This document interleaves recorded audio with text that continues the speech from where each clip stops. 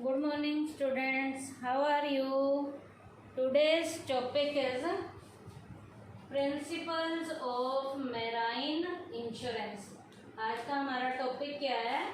Marine insurance के principal पे based है। आज का हमारा टॉपिक क्या है? मैराइन इंश्योरेंस के प्रिंसिपल्स पे है। मैराइन इंश्योरेंस के प्रिंसिपल में फर्स्ट प्रिंसिपल है principle of insurable interest. Principle of insurable interest like other insurance contract in marine insurance also the insured must have the insurable interest in the property insured। बेटा दूसरे insurance की तरह हमारा marine insurance भी insurable interest जो है insured के ऊपर तभी अप्लाई होता है जब इंश्योरेंस करवाने के बाद इंश्योर्ड का उस प्रॉपर्टी में इंश्योरेबल इंटरेस्ट होना चाहिए।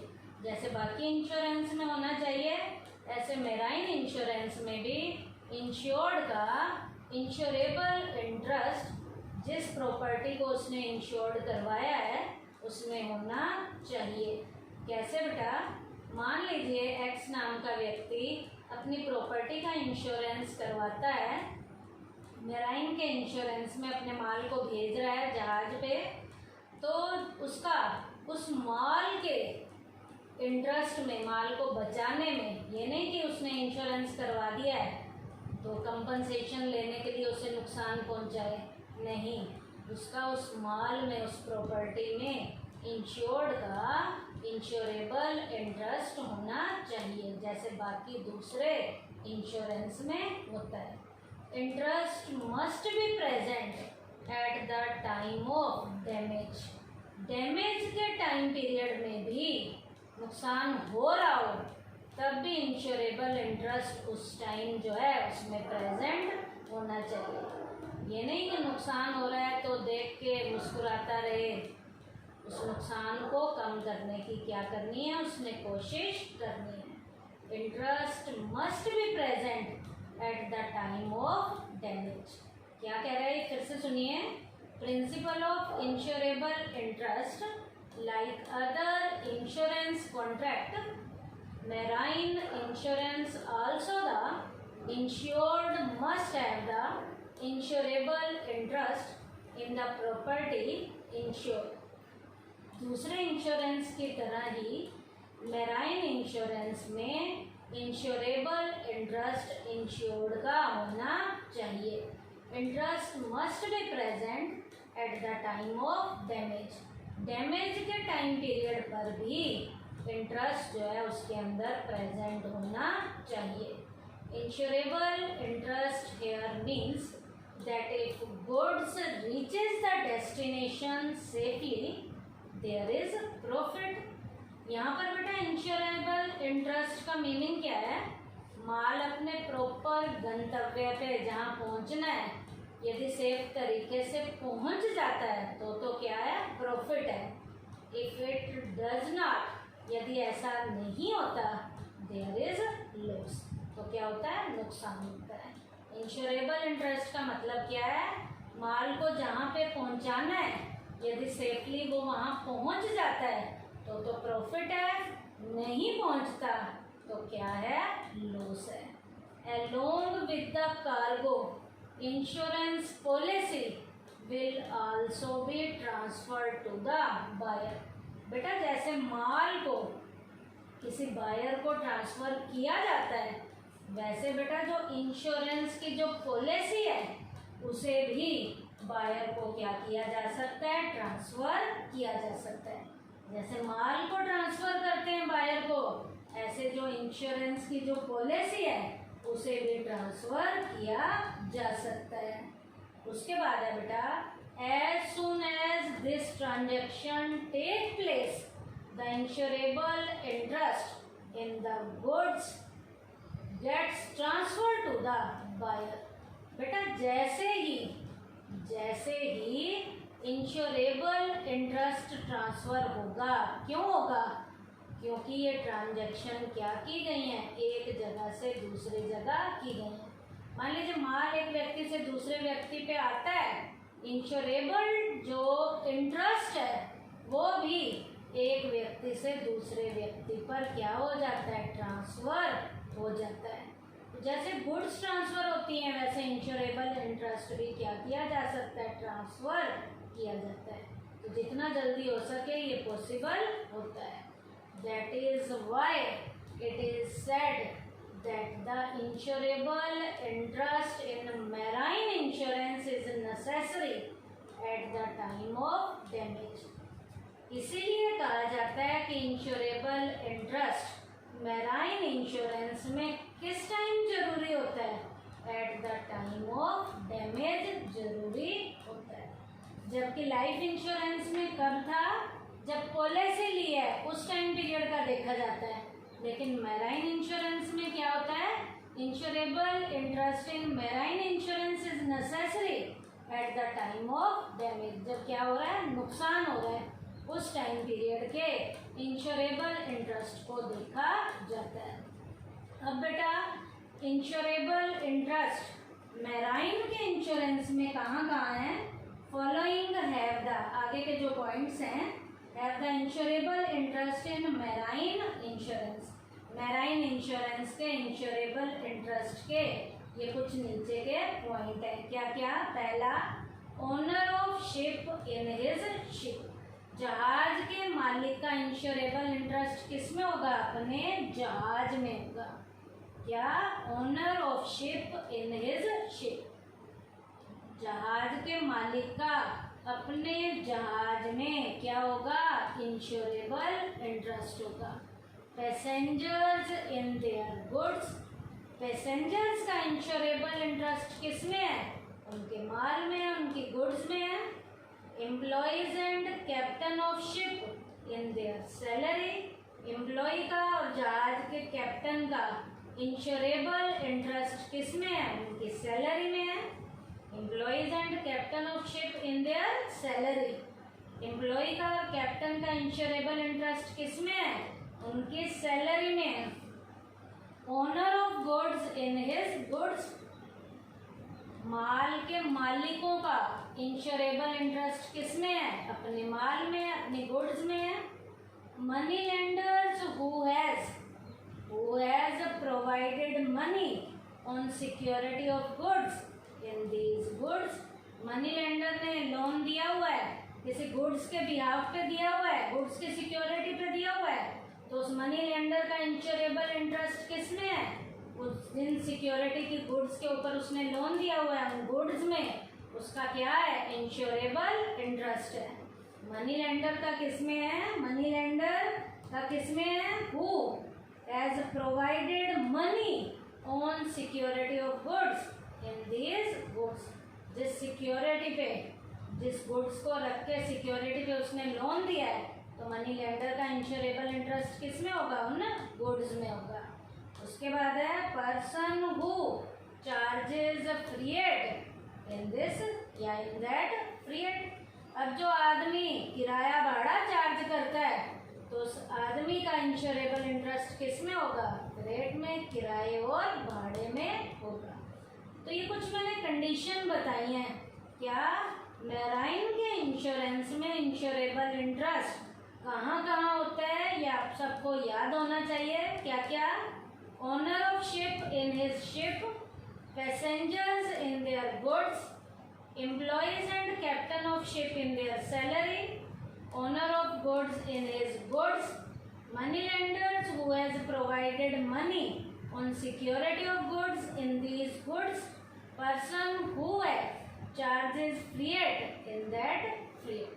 तो ये था मैराइन इंश्योरेंस में पहला प्रिंसिपल, जिसका नाम है principle of insurable interest. Marine insurance में इंश्योरेबल इंटरेस्ट कब का देखा जाता है, जिस टाइम पीरियड पर लॉस हो रहा होता है। सेकंड प्रिंसिपल है जो मैराइन इंश्योरेंस पे अप्लाई होता है, उसका नाम है प्रिंसिपल ऑफ एम्प्लॉयड वारंटीज। क्या, प्रिंसिपल ऑफ एम्प्लॉयड वारंटी। है क्या ये principle? There are certain facts related with contract which need not to be explained clearly. बेटा कुछ कॉन्ट्रैक्ट के फैक्ट ऐसे होते हैं जिन्हें कॉन्ट्रैक्ट के अंदर जो है एक्सप्लेन नहीं किया जाता क्लियर तरीके से, और स्पेसिफिक तरीके से भी क्लियर नहीं किया जाता। कुछ ऐसे फैक्ट कॉन्ट्रैक्ट के अंदर होते हैं जिन्हें क्लियरली स्पेसिफिक तरीके से मेंशन नहीं किया जा सकता। Even in the absence of such clarity and specification there existence is accepted. जबकि उन्हें एक्सप्लेन नहीं किया गया, बिल्कुल क्लियर तरीके से भी नहीं किया गया, स्पेसिफिक तरीके से नहीं किया गया, उनके एक्सप्लेन ना किए जाने की कंडीशन में भी, जबकि उन्हें एक्सप्लेन नहीं किया गया, उनकी एब्सेंस में भी उनके एग्जिस्टेंस को हम क्या कर लेते हैं? एक्सेप्ट कर लेते हैं। जबकि उन्हें मेंशन कहीं भी नहीं किया गया, लेकिन फिर भी उन्हें हम क्या करते हैं? एक्सेप्ट करते हैं। उसे कहते हैं प्रिंसिपल ऑफ एम्प्लॉयड वारंटी। फिर से सुन लीजिए, है क्या ये principle of implied warranty? There are certain facts related with contract which need not to be explained clearly and specifically, even in the absence of such clarity and specification, their existence is accepted. कहीं भी कुछ clear cut specific तरीके से mention नहीं किया गया, कुछ insurance में, फैक्ट में, कुछ कॉन्ट्रैक्ट में, लेकिन उनके एब्सेंस में भी उनके एग्जिस्टेंस को क्या किया जाता है? एक्सेप्ट किया जाता है। Hence the employed warranties are those warranties which are followed even if they are not mentioned clearly in the contract. Employed warranty क्या होता है? कॉन्ट्रैक्ट में कुछ बातें मेंशन नहीं भी की गई तो भी उन्हें हम बिना मेंशन किए भी उन्हें हम एक्सेप्ट कर लेते हैं। ये मेराइन इंश्योरेंस में होता है और इस प्रिंसिपल का नाम क्या है? Principle of implied warranty. कि कुछ बातें जो मेंशन नहीं भी की गई कॉन्ट्रैक्ट में, उन्हें भी कॉन्ट्रैक्ट में उनके एग्जिस्टेंस को क्या किया जाता है? एक्सेप्ट किया जाता है। उसके बाद बेटा अब वो वारंटीज कौन सी हैं जिन्हें हम एक्सेप्ट करते हैं? These warranties are as follows. वो वारंटी नीचे दी गई हैं जो मैं अब बताने जा रही हूँ। पहला क्या है? Worthness of ship. क्या? Worthness of ship. अब वर्थनेस ऑफ शिप का क्या मतलब है यहाँ? It means that ship should not have any type of problem, which can create possibility of damage to the insured property on the ship। इसका मतलब क्या है बेटा? शिप जो है किसी ऐसे टाइप की प्रॉब्लम को क्रिएट करने की यदि पॉसिबिलिटी है, किसी ऐसी टाइप की पॉसिबिलिटी को क्रिएट करने की यदि पॉसिबिलिटी हो तो शिप में वो नहीं क्रिएट की जाएगी to the insured property on the ship. इसे क्या कहते हैं? वर्थनेस ऑफ शिप कहते हैं। वर्थनेस ऑफ शिप क्या है? फिर से सुनिए। It means that ship should not have any type of problem, कि शिप में किसी भी तरीके की कोई प्रॉब्लम नहीं होगी, which can create the possibility of damage, जिसके कारण जो है डैमेज की पॉसिबिलिटी क्रिएट हो सकती है to the insured property on the ship. कैसे? If the ship needs a repair, इसका मतलब शिप को किसकी जरूरत है? रिपेयर की जरूरत है।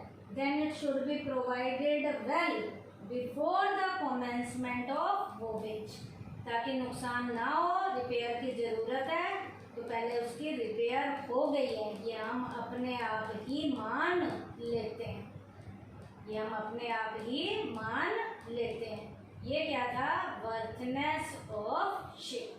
क्या होता है ये वर्थनेस ऑफ शिप? फिर से मैं बता रही हूँ, it means that ship should not have any type of problem. Ship में किसी भी तरीके की कोई प्रॉब्लम होने की गुंजाइश नहीं है which can create possibility of damage to the insured property on the ship, कि जिसके कारण जो शिप के ऊपर जो प्रॉपर्टी है उसे किसी भी तरीके का कोई भी नुकसान नहीं होगा। एग्जाम्पल क्या था? If the ship needs a repair then it should be provided well before the commencement of voyage. उसको प्रॉपर तरीके से रिपेयर किया जाएगा ताकि नुकसान ना हो सके।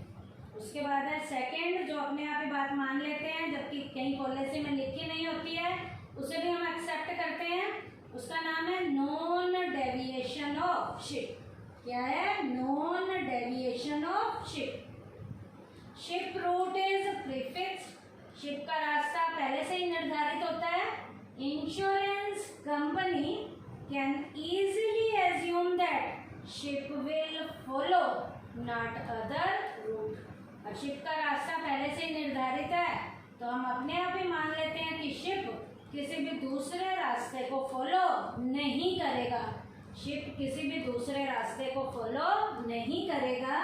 जब किसी दूसरे रास्ते को फॉलो ही नहीं कर रहा, deviation from prefixed route is allowed only in following situation. अब बेटा इन सिचुएशन में प्रीफिक्स्ड वाले रूट के बजाय दूसरे रूट पे भी शिप को अलाउ किया जा सकता है इन कंडीशन में। नहीं तो शिप अपने जो पहले से निर्धारित वाला रूट है उसी पे ही चलेगा। ये बात भी कहीं मेंशन नहीं होती है, इसे भी हम अपने आप ही एक्सेप्ट कर लेते हैं। लेकिन कुछ कंडीशंस हैं जिन कंडीशन में शिप को अपने रास्ते को क्या करना पड़ता है? बदलना पड़ता है। वो सिचुएशन कौन कौन सी हैं? पहला, if it is required for safety of the insured goods. Insured goods की सेफ्टी को ध्यान में रखते हुए यदि कुछ जरूरी हो तो, यदि लगे कि उस रास्ते पे जाने से माल को नुकसान हो सकता है तो जहाज को अपना वो प्रीफिक्स्ड वाला रूट क्या करना पड़ता है? बदलना पड़ता है। पहली कंडीशन क्या थी? If it is required for safety of the insured goods. यदि इंश्योर्ड गुड्स की सेफ्टी को ध्यान में रखते हुए यदि क्या है? ये जरूरी है। दूसरा क्या कह रहा है? If it is required for saving the lives, saving the lives of the on the ship. जहाज के ऊपर यदि किसी की जान को बचाने के लिए भी, जहाज के ऊपर किसी की जान को बचाने के लिए भी यदि जरूरी है तो जहाज को अपने प्रीफिक्स्ड वाले रूट को क्या करना पड़ सकता है? चेंज करना पड़ सकता है। क्या? If it is required for, किसके लिए? Required for the living. जो इंसान जहाज के ऊपर चढ़ा हुआ है उसकी लाइफ को भी बचाना है। If it is required for saving the living of the ship. जहाज के ऊपर जो चढ़े हुए हैं उनकी लाइफ को बचाना भी यदि जरूरी है। If deviation of the ship can not be controlled by the captain. अब बेटा शिप का जो कैप्टन है उसने किसी की लाइफ को बचाना है या जहाज उससे कंट्रोल नहीं भी हो रहा है, अब कंट्रोल नहीं हो रहा, उस रास्ते में कोई उसको शिप के ऊपर प्रॉब्लम आ रही है तो डेविएशंस को कम करने के लिए जहाज के कैप्टन को क्या करना पड़ेगा? अपना रास्ता बदलना पड़ेगा। तो ये क्या था? If deviation of the ship can not be, deviation of the ship can not be controlled by the captain. Captain के द्वारा जहाज को कंट्रोल नहीं हो रहा है और जहाज में कुछ प्रॉब्लम्स आनी शुरू हो गई हैं तो कैप्टन को वो रास्ता क्या करना पड़ेगा? बदलना पड़ेगा। उसके बाद है पैसेंजर्स पे भी बता सकते हो। If any passenger suddenly needs medical aid, यदि किसी पैसेंजर को at a time medical aid की भी ज़रूरत है, उसे कुछ हो गया है तो प्रीफिक्स रूट पे जहाज नहीं जाएगा, एट ए टाइम उसे अपना रूट क्या करना पड़ेगा? बदलना पड़ेगा। तो ये पॉइंट क्या थे? नॉन डेविएशन ऑफ शिप में कुछ पॉइंट थे, वो पॉइंट क्या क्या हैं फिर से सुन लीजिए। If it is required for safety of the insured goods, उसके बाद है if it is required for saving the lives on the ship, उसके बाद if deviation of the ship can not be controlled by the captain of the ship, उसके बाद है if any passenger suddenly needs medical add. तो ये point हमारा था non deviation of ship. Third है इसमें लीगैलिटी ऑफ वेंचर। क्या पॉइंट है? Legality of venture. ये क्या है? In this insurance company is bound to pay compensation only when the objective of the voyage is legal. Insurance की company यहाँ पर बेटा कंपनसेशन को देने के लिए अपने आप ही बाउंड होगी यदि नुकसान का कारण लीगली है। तो ये भी मेंशन नहीं होगा कहीं, इसे भी हम अपने आप ही मान लेते हैं कि लीगली तरीके से नुकसान हुआ है तो इंश्योरेंस की कंपनी क्लेम को देने के लिए बाउंड होगी, बाध्य होगी। अब यहाँ पर भी एग्जांपल दे सकते हो। If any tax is leave evaded on the goods damage, then the insurance company will not be liable to pay compensation। क्योंकि टैक्स अभी भरा नहीं है, किसी भी माल के ऊपर टैक्स बनता था और वो टैक्स दिया नहीं गया।